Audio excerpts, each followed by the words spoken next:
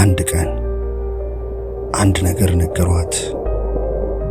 ቃላቶቹ እንደ ማር የወረዱላት፣ ጆሮዋን የሚኮረኩሩ ጣፋጭ ዜማዎች ነበሩ። በአንድ ትልቅ ቤት ውስጥ ትሰሪያለሽ አሏት። ከከበሩ ሰዎች ጋር ትሆኛለሽ፣ ደግሞም የሚያስደስት ክፍያ ታገኛለሽ። አይኖቿ በደስታና በምኞት ተሞሉ። ገንዘብ ትቆጥቢያለሽ ብለው ቀጠሉ። ቤተሰብሽን ትረጃለሽ፣ ሕይወትሽ ሁሉ መልካም ትሆናለች። በሙሉ ልቧ አምናቸዋለች። እነዚህን ቃላት እንደ ብሩህ ተስፋ፣ እንደ ንጹሕ የጠዋት ጤዛ ተቀበለቻቸው። ያላትን ሁሉ ሰብስባ ትንሿን ሻንጣዋን አዘጋጀች። ከምትወዳቸው ሰዎች ጋር ተሰነባብታ የወደፊት ሕይወቷን በዓይነ ሕሊናዋ እያየች በአውሮፕላን መቀመጫዋ ላይ ተቀመጠች።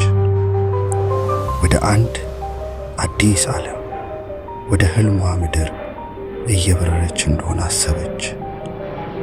ግን ያ ሕልም የራሷ አልነበረም።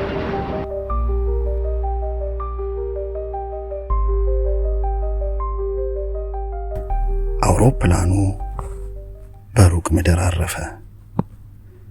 በደስታ ወርዳ ወደ አዲሱ ዓለሟ ስትገባ አንድ እንግዳ ነገር ተፈጠረ።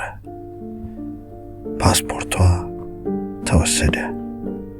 በእጇ የያዘችው የብቸኝነት መገናኛ መስመር የሆነው ስልኳ ተዘጋ።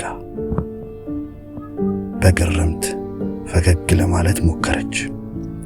በዚያ ቅጽበት ጥልቅ በሆነ ስሜቷ ውስጥ የሆነ ስህተት እንደተፈጠረ ማስተዋል ጀመረች። ነገር ግን ገና ማመን አልፈለገችም። ይህ ሁሉ ጊዜያዊ እንደሆነ፣ በቅርቡ ሁሉ ነገር እንደሚስተካከል ተስፋ አደረገች። እስካሁን ድረስ እጇን እንደያዙ ማሰብ አልፈለገችም።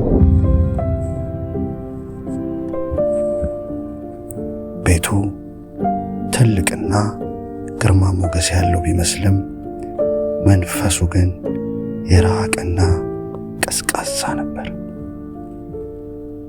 ደግነት የሚባል ነገር በግድግዳዎቹ ውስጥ የለም።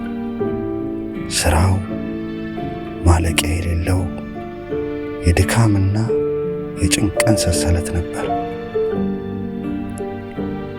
እንኳን ደህና መጣሽ ያላት ድምፅ የእንግዳ ተቀባይነት መንፈስ የራቀው የሰላ ትዕዛዝ አስተላላፊ ነበር።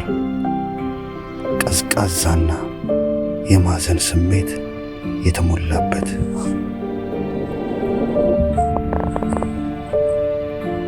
እሷም ሰርታለች። ምንም ሳትናገር ታዘዘች። የድካምና የብስጭትን ቃላትን ዋጠች። ከማለዳ እስከ ማታ፣ ከቀን ወደ ቀን ዝምታዋ እየጠነከረ ሄደ። በዝምታዋ ውስጥ አንድ ተስፋ ኖረች። ለረጅም ጊዜ ዝም ብላ አሰበች። ምናልባት ያዩኛል፣ ምናልባት ክብሬን ይመልሱልኛል፣ ምናልባት ይህ ሁሉ መከራ የብሩህ ጅምር ምልክት ይሆናል። ነገር ግን አንዳንድ ጅምሮች የብርሃን ሳይሆን የጨለማ መጀመሪያዎች ናቸው። ይህ የእሷ ታሪክ ነው። በዝምታ የተዋጠ፣ በጭንቀት የተሞላ። ይህ የእሷ ድምፅ ነው እስኪሰማ ድረስ።